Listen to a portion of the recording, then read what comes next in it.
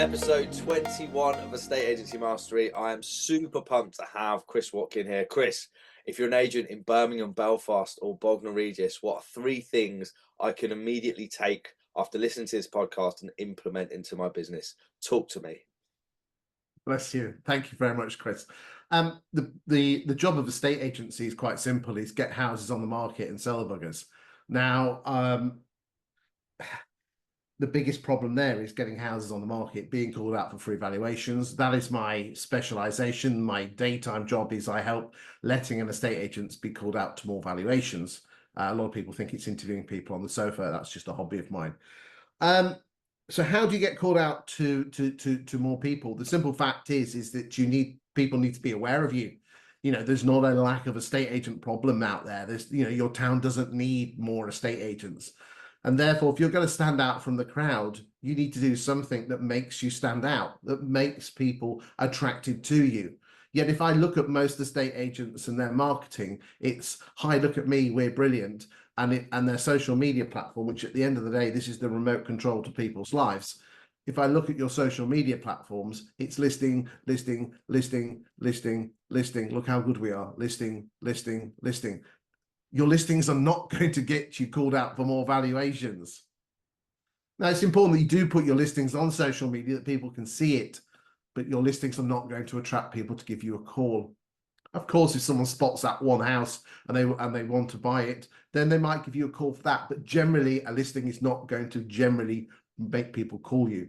So you asked me 3 things that could get people to contact you. Well, the first things I said is we need to get people's eyeballs on you as an estate agent, and you need to put something in front of them. Now, if you roll the clock back 20 years, the only way that you could get your message and people to pay attention to you, Chris, was spending money by spending money on adverts in newspapers and spending money on leaflets through doors. Nowadays, you don't need to spend a penny. It's not a lack of money that will stop you getting called out for more valuations. It's just basically your shit content that you're posting on social media. Because the simple fact is this, is that the first thing that people should do is join local Facebook groups of your town. That's the ones on your town, local housing estate groups, and also the villages around it, and also the primary schools. Not as an agent, but as you, because you should never ever share things from your estate agent Facebook page, company page, into local groups. They won't let you share them, Chris. But if you create great content which is of interest to homeowners, people will pay attention to you. But then the question is what are you going to talk about? What is of interest to homeowners? Well, I'm telling you, Chris, it's not you, and it's not your agency, and it certainly isn't your agency services. People only care about themselves, Chris, and therefore I would hazard a guess. Do you think the British are obsessed with the value of their own home, Chris? Do, yes. What would happen tonight if there was a brand new for sale board on your street that wasn't there this morning? I would be straight onto one of the 3 main portals. I'm not going to say the one that people don't like at the moment. And I'd be checking it out. I'd want to know what they've done compared to my house, what square footage was different. If I felt they'd gone on at a cheeky price, I'd be keen to see what that meant to my equity. Could I move? That's what we do as Brits. So therefore, you're having a nosy at the pictures and you're looking at the price. Yeah. Would you do the same as a normal member of the general public if they saw the brand new for sale board half a mile down the road? Or would you actually even see it? Half a mile? Probably not. No. So why are you looking at the one on your street and not the one half a mile down the road? It's a direct comparable, right? And I'm nosy, and I don't like Barbara and Ben at number 42. But why are you particularly interested in what Barbara and Ben at number 42? Because it will have an impact on my house value. So therefore, can I therefore say that homeowners are interested in the value of their own home? Yes. So why the fucking hell do estate agents not talk about the property market and house prices? Excuse my French, you have to beat that one out, mate. Why the hell do we not talk about the property market? We are the gatekeepers to the second most interesting topic in the world to the British, which is the property market, and none of us talk about it. Putting listings is not talking about the property market. Remember, out of 10,000 vendors that were surveyed by the Property Academy in 2023, 36% of them chose their estate agent based on the sole fact that the agent demonstrated their local property market knowledge. Well, there's nothing better than talking about the property market to demonstrate your knowledge about the local property market. And quite frankly, you don't deserve to succeed if you're not talking about the one thing that you're paid to do, which is you're a property expert. So really, join local Facebook groups and post about the local property market, not what you've listed, not what you've sold, what's happening in the market, what's happening to house prices, what's happening to rents. How do I do that? Well, you should know it anyway. But there's websites like Rightmove, home website. There is a lot of you have Sprift or other websites like that. There's shed loads of data out there. There's stuff on the land registry. There's stuff on the ONS. There is so much data out there. Oh, but I haven't got time. Well, get off the phone, stop watching funny cat videos and do some hard work and start looking at it. Because there's this new website, Chris. Take this down, Chris. This new website. You ready? GOOGLE. And you type in that, right? It's a great website. It's a new website. Well, how do I find local property market? Hey, Chris, not even that. I tell you what, if anyone's watching this, if they type in my mobile telephone number, 07950 147 572, and text me the word free stuff, I will send you over 50 videos, 8 hours worth of training on how to do that. Oh, I ain't got 8 hours to do it. Well, then watch Netflix and suffer. Right. Wow. So hard hitting today, Chris. I'll put your details in the show notes. Right. So let's take this back. So I hear your view, right? But let's say I'm an agent up in Belfast and I go, that sounds cool. And we do put some stuff out, but actually our social media strategy of putting coming soon, for sale, sold, it works for us because our vendors actually comment on it. So if it's not broken, Of why? course they're going to comment on it because they're commenting about their home. Fine. Okay, let's switch it The up. job is to get more new people.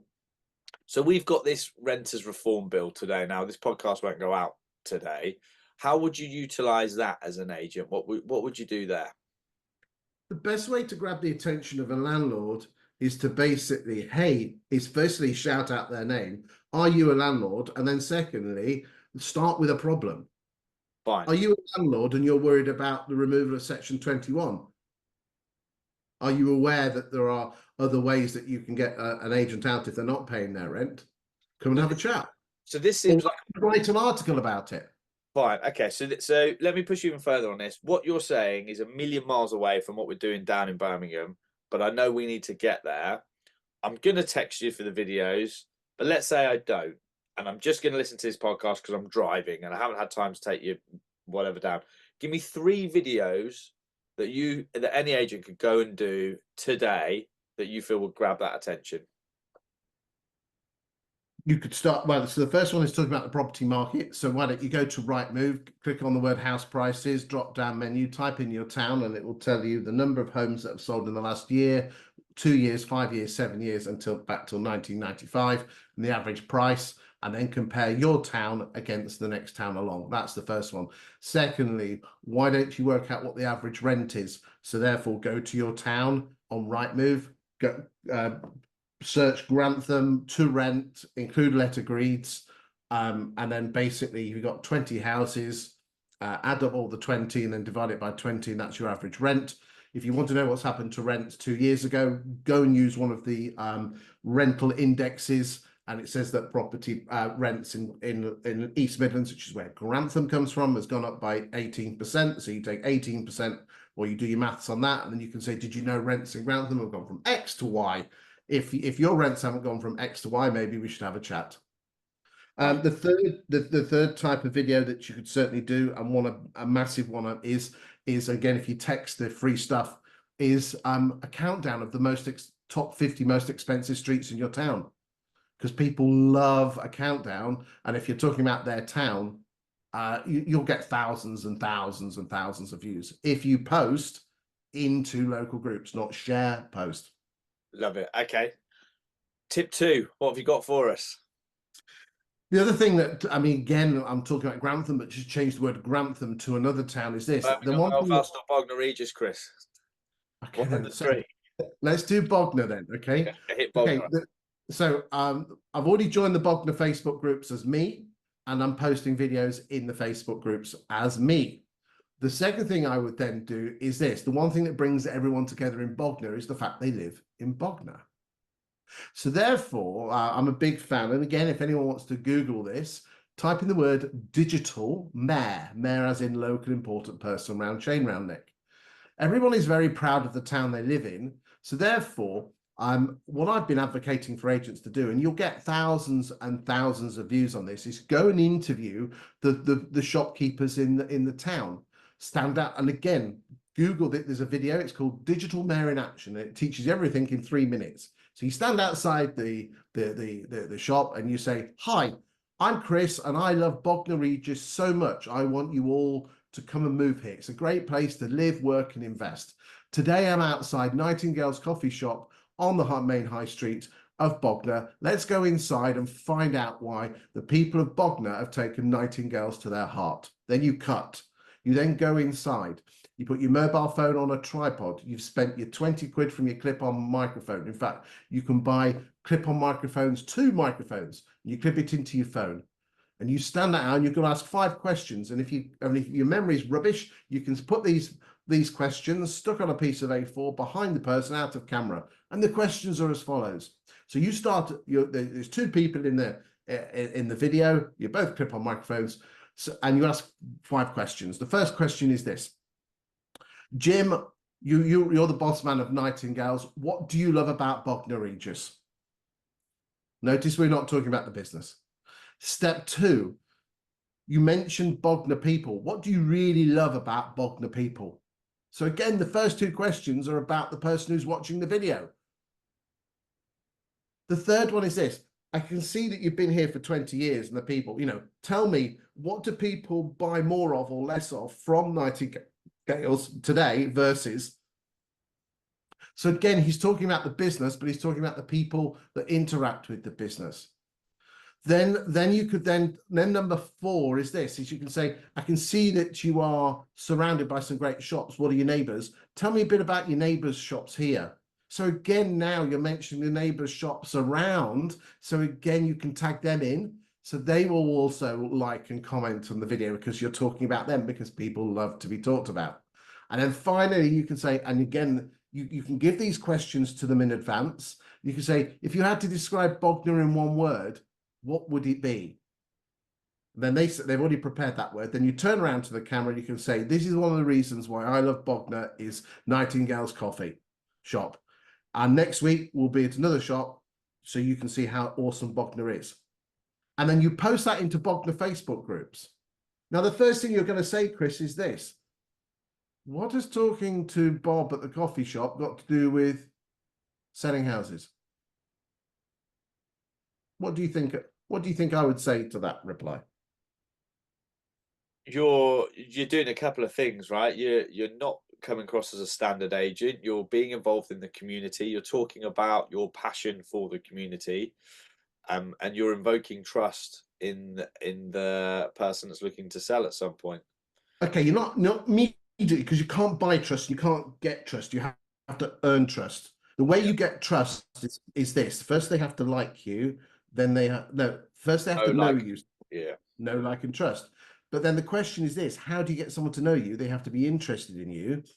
And how do you get someone interested in you? You have to be interested in them. So it starts off, step 1, talk about what they're interested in. Everyone in Bognor is interested about what's happening in Bognor. They then become interested in you. Then they get to know you. Then they get to like you. Then they get to trust you. Chris, you've been on the Watkin sofa, yeah? Yeah. Did you enjoy it? It was scary. Been there a few times now. Okay.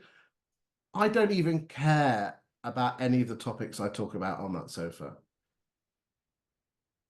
I care about the person who's in front of me, and I care about what they say. I mean, whenever you come on the Watkin sofa, the person on the being interviewed sets the topics. I don't set the topics. But why do I do those chats? Because of the same reason why you should talk to Bob at the Nightingale's coffee shop. I talk about topics which are of interest to my customers. Yeah. Most people don't actually know what I do for a living. They think I interview people on the sofa. It costs hundreds of pounds for me to have someone sat on my sofa in higher costs and editing costs. So why do I do it? Because I talk about stuff that's of interest to the industry. You, as an estate agent, need to talk about stuff that's of interest to homeowners. And when you start doing that, and you're patient enough, because again, it takes patience to do this, you won't buy, you have to earn that trust. People will get to know you, like you, and trust you. Because remember, Chris, people only do business with people they trust. Nice. Okay. Last point. I'm gonna have to hurry you on. What have you got for us in quick fire? Okay, so the two methods I've just said, I 100% guarantee you they work. They cost absolutely nothing to do apart from a bit of video equipment that you need to buy and a bit of effort and a bit of editing, which is just time. So get off Prime and get off Amazon and get off Netflix and start doing some bloody work. You might need some business straight away. I want to talk about a method called door knocking called the frozen pea method. If you go to YouTube and type in the frozen pea method, it quite simply is a groundbreaking method of door knocking. Most door knocking in a state agency is knock on the door, your agent's shit, come and use me. Can I see it? Yeah. Can I see if I remember it, Chris? Here we go. What? Because we teach this out. Knock knock. Hi, Chris. My name's Chris. I'm a local estate agent. I can see you're on with AJB Agents that are a brilliant agent. I can't stop. I've just done Big Shop and we've got frozen peas in car. If I'm doing my northern accent, I just wanted to see if I could help with your onward search. What is it you're looking for? Perfect, no worry. Okay, so if I was to find some properties that maybe would suit the bill based on what you've just described that you might have missed or that I might have access to that you don't, would it be of value if I drop those in next week? Perfect. You turn up next week, you give them exactly what they're looking for with some notes on. So straight away they're going, oh, this is a bit different. The person's actually trying to help me. So I know it can go off in a load of different ways. Have I got that right? Have I got that wrong? What have I missed? You bang on. You're turning up. You say, you're not on my mailing list. You're missing out. People hate FOMO, fear of missing out, and you just turn up every single week with brochures. And this is the bit that really messes up agents' head. Their property's on the market with your competitors. It doesn't matter. You're turning up, and basically, if you turn up 4, 5, 6 weeks, so you start hitting them a couple of weeks before the end of their sole agency, probably 4 weeks before the end of their sole agency. They will say on week 6, 7, or 8, Chris, I feel really embarrassed that you're trying to find me a home and I haven't sold mine. And that's when you look at the watch, because remember, it's a damn sight easier if they ask you than you ask them. Well, I'll tell you what, I've got 10, 15 minutes now. Do you want to have a quick look around just to see if AB, another agent, has missed anything? Perfect. Okay. And what's important of saying you've just done a Big Shop and you've got frozen peas in the car? Well, I would, we had to give it a name. The other one is I'm doing a viewing around the corner. The corner might just be 5 miles away, but that's irrelevant. It's a little white lie. The other one is I'm on my way home. The other one is, and genuinely, because people can read body language, go to Iceland and buy a bag of value iced peas. Then they genuinely are. Can't stop. On my way home, I've got my frozen stuff in the car. If you watch the video, it's all about you're doing them a favor, and you're not.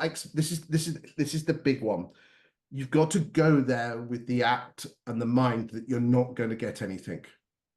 Okay. If you go with the entitled attitude that you believe you'll get it, you won't. People will read you. Your subconscious going, oh, he's trying to do this to get something. You're doing it to give. But you know as well as I do, karma or whatever you believe in this world, givers do receive. The art is to do it without expectation of anything in return. If you do that, you'll win in life. I love it. We're going to put that into the show notes. Chris, I'm going to curveball in. You have to answer this in a minute. As you know, I operate a self-employed model. All of what you said can be applied to both self-employed, employed. It doesn't matter. But if I was to say to you, one tip you would give any new starter in a self-employed model that they should do that are different to what you just mentioned, what would it be and why in a minute? Mate, I've given you my 3 best. Go back and watch the video.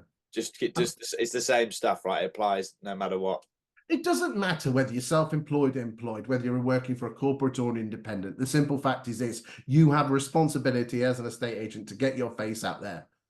Everybody says properties are people business, but if I looked at most estate agents' websites, which I have to every week, when my prop show, I go to a town, I can't even find Meet the Team. And when I do, I can't find their contact details.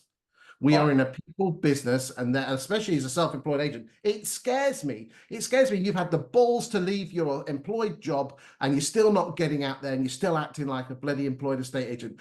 Well, like Oliver saying, "Please, sir, can I have some more?" Get off your backside, do some bloody hard work. And if you're thinking you're going self-employed because you're going to work 4 hours a week, 4 hours a day, or whatever, you're going to be working 10. 15, 20 hours a day, you're going to be working balls off, but you're eating dirt for the next few years to live the life of luxury in 10 or 15 years' time. Get off your backside and do some hard work. Go on, then I'm going to do something we haven't done on any podcast today. We've got 1 minute left. What is this ghostwriting thing you do, and how do people get in contact with you or find out more? My daytime job is I write local property market reports and content for local estate agents for them to post on social media to make them look like the property expert. And how do we find out information about that? What can I put in the show notes for people? No, just say if I work for one agent per town, I cost £350 plus VAT a month, and for that you get 12 pieces of at least 12 pieces of content a month, and it'll make you look awesome. You post it everywhere, and for that £350, as I said, you get all that content, and more importantly, probably you get me as your marketing guru. There we go. Nice one. Chris, thank you so much for jumping on the show. You've given me so many show notes. We'll get you back for episode 50. Thank you very much.